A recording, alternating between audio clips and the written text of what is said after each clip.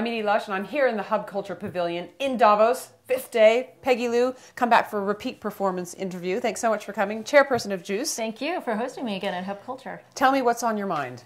Well, I'm a member of the Young Global Leaders, as you know, as well as the Sustainable Consumption Global Agenda Council. And so my main agenda here is to talk to the big businesses, the NGOs, the experts about how to engage the consumer in the dialogue about sustainable behavior.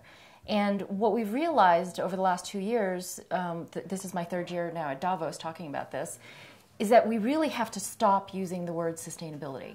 In fact, we have to completely eradicate sustainability jargon. We have to talk about personal prosperity. What's going to make your life a better quality? We have to talk about national identity and really reframe that vocabulary. And so a lot of those themes have come out.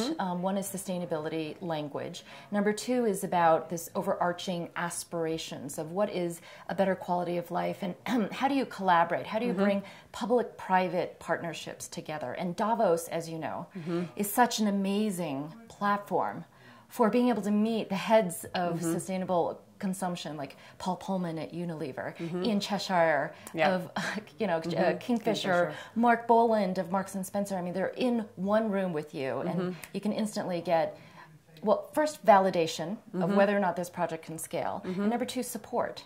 So it's just been a really wonderful Davos for moving our project, the China Dream, Tell me about that. What's the China Dream? Well, as you may know, China has a really large middle class, 475 million. And by 2030, they're going to be the defining consumer. Oh my God, 800 million by 2025. And this is largely an urban population. It's mainly 45 years and under and very highly mobile. And so our concern is that as these people have more and more money, they're going to buy more and more stuff if they're following the American lifestyle of conspicuous consumption. If they look at Kim Kardashian, for example, lifestyle, then the world we don't have enough planets to support this type of lifestyle. So the question is, how do we shift the conversation from an American dream to a China dream? How do we shift the conversation from ownership of space to access of space?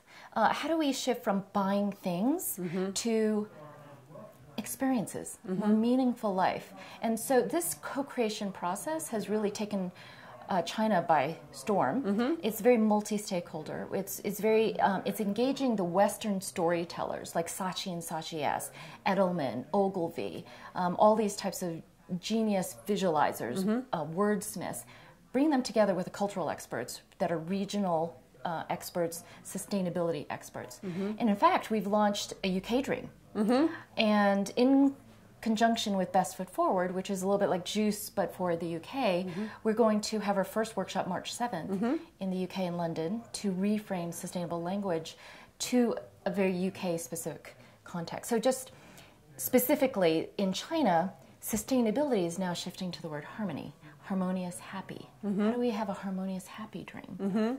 Can you give me an example about how you would shift from owning something to experiencing it? What would a specific example be? Well, so I've been traveling to London a lot because of my Marks and Spencer executive advisory role, and I noticed that when I'm in the tube, all the ads are about some play, you know, some sort of museum, some sort of culturally exciting thing. When I come to Shanghai, the metro is all about buying this or that. Right. And so how do you actually give people an alternative where they can spend their money and then have a better story to tell their friends, have an experience to share with their friends?